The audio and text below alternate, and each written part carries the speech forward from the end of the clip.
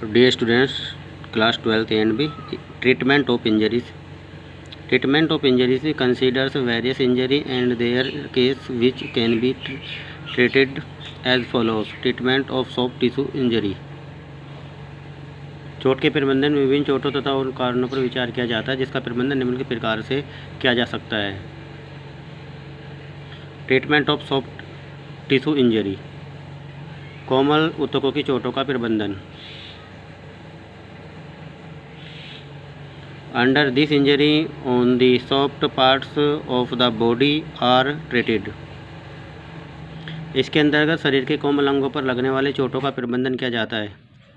Abrasion, it is the injury of the skin rub often comes from falling for hitting a tool, a rough surface. The rub comes on the upper part of the skin. The rub is applied at the place where the bones are very close to the skin, such as elbow, knee, etc. Very little blood can also come from rubbing. रगड़ या छीलना, यह त्वचा skin की चोट है। रगड़ abrasion प्राय किसी उपकरण या खुरदरी सतह पर गिरने या टकराने से आती है। रगड़ त्वचा के ऊपरी भाग पर आती है। रगड़ उस स्थान पर लगती है जहाँ अस्थियाँ त्वचा के अत्यंत पास होती हैं, जैसे कोहनी, घुटना आदि। रगड़ लगने से बहुत कम मात्रा में रक्त भी आ सकता है। Treatment of abrasion, management of रगड़ का प्रबंधन। Firstly the affected area should be washed with clean water.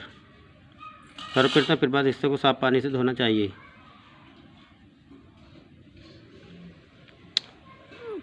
पेल्ड skin at soil etc should be removed from there. छिली हुई त्वचा, मिट्टी आदि को वहाँ से हटा देना चाहिए। The affected part should be clean gentle with a clean और sterilised cloth and the part should be dried with a cloth. प्रभावित भाग को साफ अथवा निसंक्रमित कपड़े से धीरे धीरे साफ करके कपड़े से सुखा देना चाहिए। The affected appropriate medicine should be applied on the affected part. प्रभावित भाग पर उचित दवाइयाँ मेडिसिन लगानी चाहिए। Appropriate medicine should be the victim should be taken to doctor is necessary. यदि आवश्यक हो तो डॉक्टर के पास ले जाना चाहिए। Contusion, this is a muscles injury the players hitting with in external object of direct punch etc case internal wounds in boxing, wrestling, kabaddi, hockey, cricket etc internal wounds continuous in occur. In this injury the blood vessel in the muscles get demand and sometimes bleeding from the muscles also occurs. It is nature to have swelling and the stiffness on the affected limb. Sometimes the muscles may be inactive in a critical condition. भीतरी घाव, नीला पड़ना।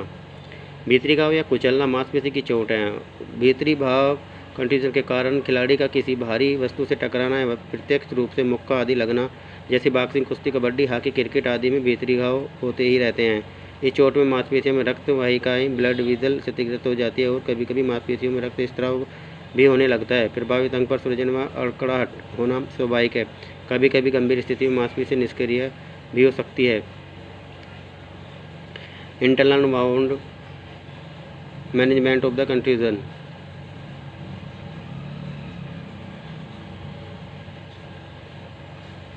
Cold water ice should be use as a few interval in the.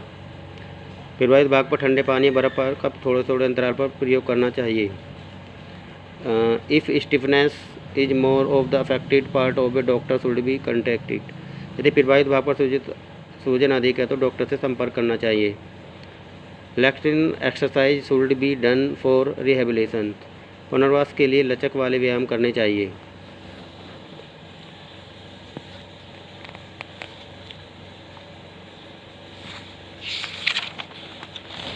Lacration, regular cutting of the skin with a sharp tools is called lacration of Screening lacration can sometimes prove to the dangerous blood flow from the occurs in a small amount.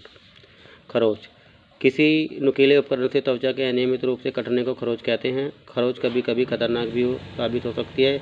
इनमें रक्त का स्राव अल्प मात्रा में होता है। Treatment of the लैक्रेशन। Firstly bleeding should be stopped bye directed pressure. सर्वप्रथम पृथक दबाव द्वारा रक्त स्राव को रोकना चाहिए। Scratch should be clean with सोपी वाटर। खरोच को साबुन के पानी से साफ करना चाहिए। If there is a possible of a deeper wound A doctor should be contacted. यदि अधिक घाव की आशंका है तो डॉक्टर से संपर्क करना चाहिए।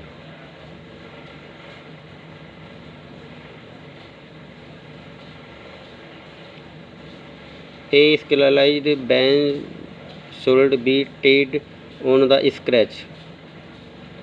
खरोच पर निसंक्रमित पट्टी बांध देनी चाहिए। Change the band regular to avoid any inflation.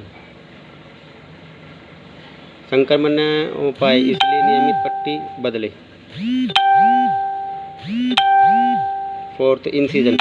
A cut made from a sharp एंगेज object is called an incision. Sometimes it may also cut the veins और artery repeat bleeding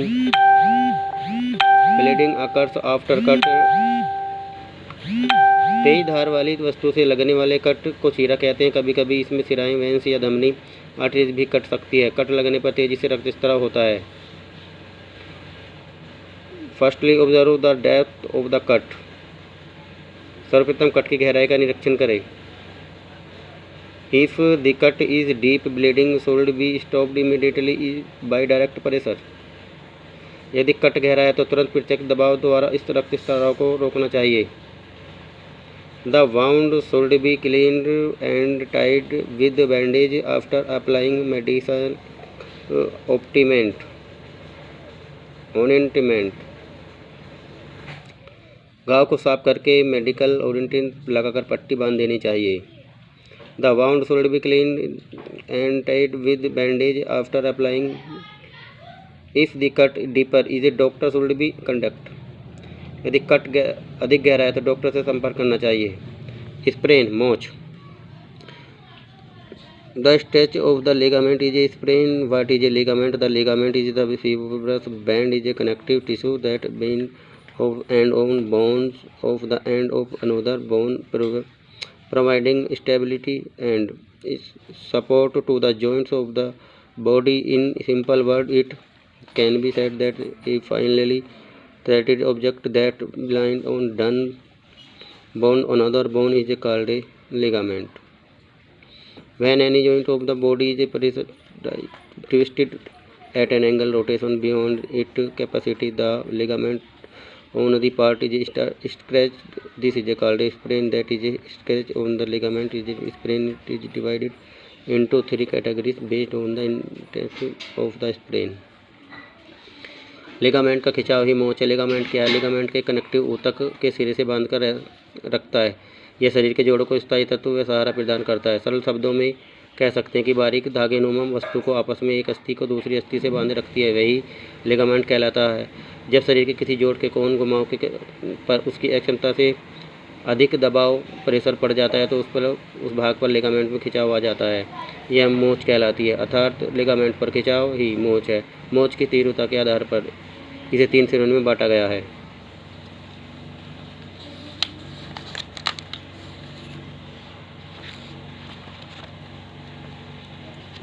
mild sprain. In this type of the sprain, there is a slightly stretch in the bone, ligament and joint constitution in the work. इस प्रकार की मोच में अस्थिबंध ligament में हल्का सा खिंचाव आ जाता है। जोड़ अपना कार्य करता रहता है। सेकंड है moderate sprain. In this type of sprain, there is a more stretch in the bone, ligament and there is a relaxation in the joint. सामान्य चोट। इस प्रकार की मोच में अस्थिबंध लिगामेंट में अधिक खिंचाव आ जाता है, जोड़ में शिथिलता आ जाती है। Severe sprain.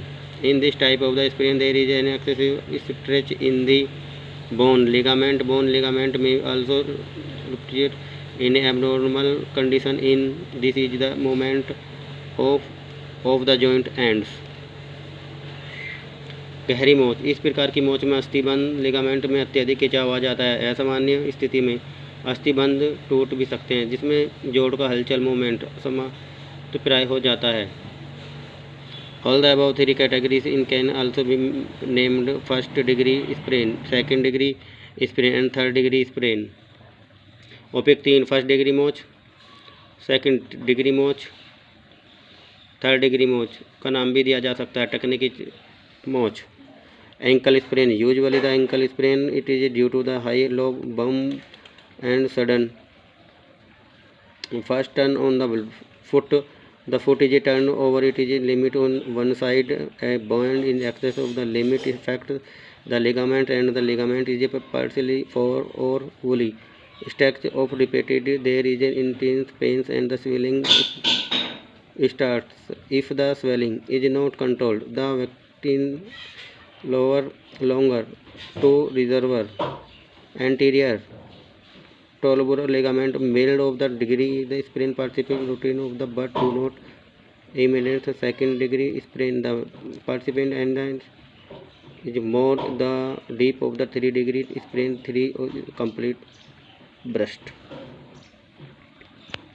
टकने की मोच, प्राय टकने में ही मोच आती है। पैर की ऊंची नीची उबड़ खाबड़ जगह पर या अचानक तेजी से मुड़ने के कारण पैर की सीधा साइड में अपनी सीमा से अधिक मुड़ जाता है। सीमा से अधिक मोड़ लिगामेंट पर प्रभाव डालता है और लिगामेंट मानसिक रूप से पूर्ण या रूप खिंच रेप्चर हो जाते हैं, जिसमें दर्द होता है।